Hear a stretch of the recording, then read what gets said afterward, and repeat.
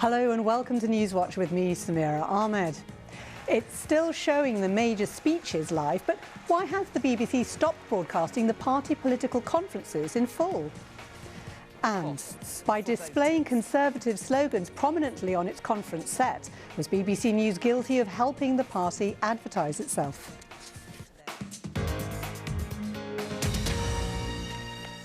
For years, encounters between Boris Johnson and BBC interviewers have provoked strong and polarised reactions. There were several such meetings this week, starting with the Andrew Marr show last Sunday. After more than 10 years of flatlining, what you're seeing is people on low incomes being paid more. And by the way, here's an example of levelling up. Can I come directly to that? Because you said something that isn't true, I'm afraid. You said something that isn't true about wages. That wages are... Liz Wright wondered, why do BBC journalists constantly talk over and interrupt their interviewees? A good interviewer should rightly question and challenge what is being said. However, not letting the Prime Minister answer the question first before interrupting is frustrating for the viewer, as well as, quite frankly, rude and disrespectful. But Janet Hargensen had a different perspective. Andrew Marr was simply trying to get Johnson to answer his questions, to stop the blathering. And there was a similar division of opinion over Nick Robinson's Radio 4 interview with Mr Johnson on Tuesday morning, the Prime Minister's first on the Today programme for over 2 years. There's no supply of young people in this country who, frankly, at the moment, are thinking of becoming truck drivers. You have made that point very clearly, and I'm going to make a new one. That is going to change. Prime Minister, that is going to change, and it's going to be a good thing. Stop talking. We are going to have questions and answers, not where you merely talk, if you wouldn't mind. Now, the question I now want to ask you is about the cost of living, if you would. Giles Bedlow contacted us to say, I recognise that this interview was an opportunity to ask questions and obtain answers, not for Boris Johnson to make a speech, and that the interviewer therefore needed to be sharp and robust to keep Johnson on point. Nevertheless, there is no excuse for telling the Prime Minister to stop talking. It was rude and crude.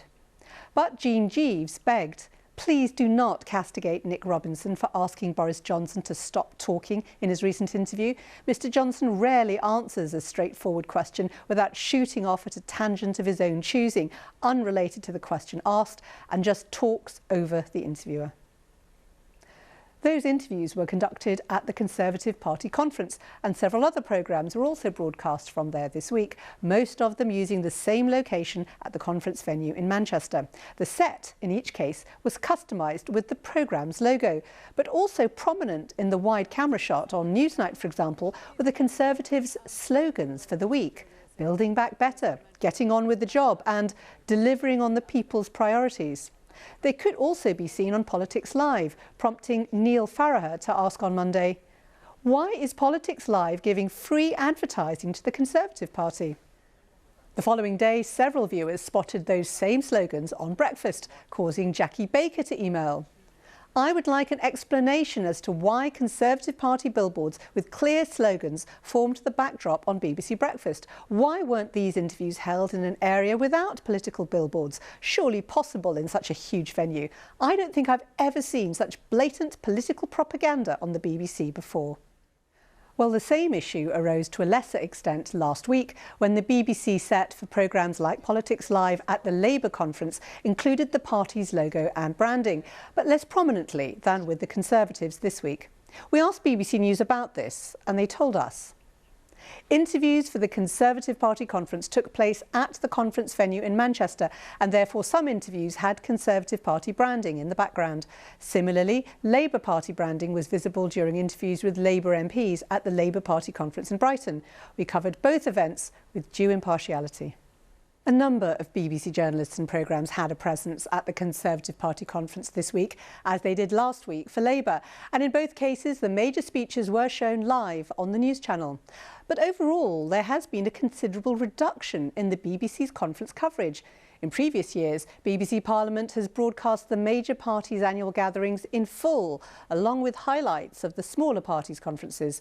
But this time round, those tuning in to BBC Parliament were offered instead the proceedings of the Scottish and Welsh Parliaments and Northern Ireland Assembly, often repeats from debates on previous days, like this debate in the Scottish Parliament, shown this Monday, but actually from last Thursday.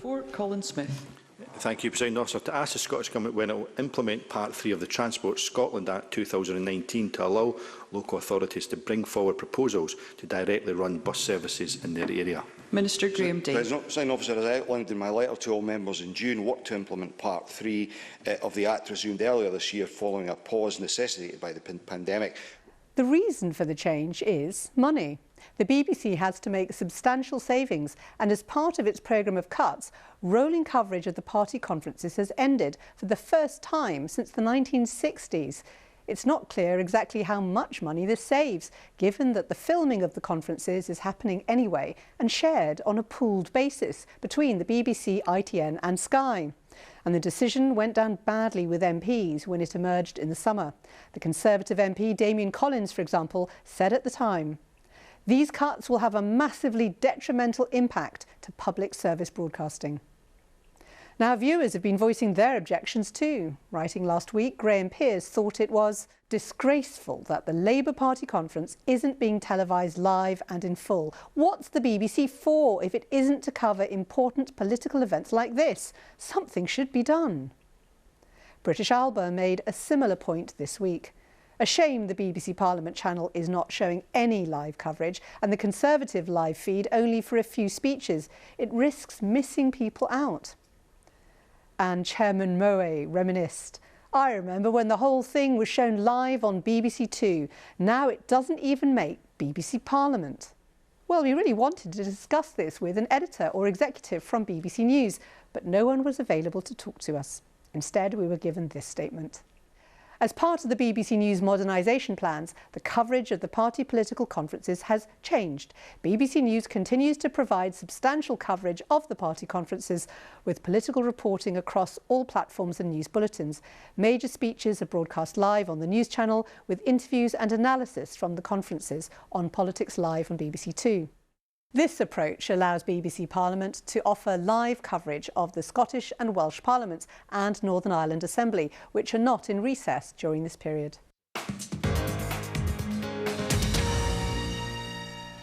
Do let us know your thoughts on anything we're covering in this week's programme or on any aspect of BBC News. Details of how to contact us at the end of the programme. Now for some of your other concerns this week. It's almost 3 weeks since a volcano started erupting on the Spanish island of La Palma, and this week molten lava was continuing to pour out of it, with eruptions sending gas and ash almost 4 miles into the air. Hundreds of properties have been destroyed and thousands of people have fled their homes. Covering the story for the BBC has been Dan Johnson, who posted this tweet a couple of weeks ago, looking forward to a hopefully spectacular live update on the news at 10. At the time, Malcolm Tatham sent us this response. "Where people are losing their homes and possibly their livelihoods, I cannot imagine more crass and insensitive comments. It is disgraceful." Dan Johnson used that word spectacular in another tweet on Monday. And again, there was a negative reaction, with Yambag Yatsi writing, "People's homes are being destroyed with thousands evacuated, and you're talking about how spectacular the view is. Not a good look." Well, we put those objections to BBC News, and they told us.